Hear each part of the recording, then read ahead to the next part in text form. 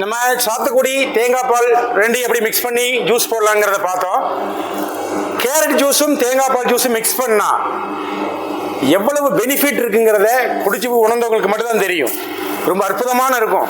இதை கொஞ்சம் ஐஸ்லாம் சேர்த்து ஜில்லுன்னு சாப்பிட்டோம் அப்படின்னா ரொம்ப அற்புதமாக இருக்கும். அதை செஞ்சு காட்டுறோம் பாருங்க.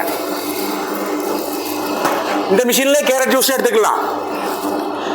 கேரட்டை வந்து நல்லா பொடிச்சு பொடி தான் சீவி வச்சுருக்கோம்.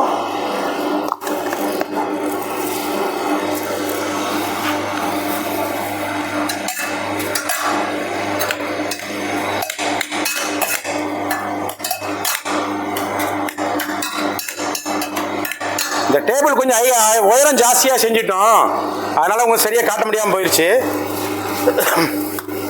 பாருங்க, கேரட் ஜூஸ் வந்துகிட்டு இருக்கு.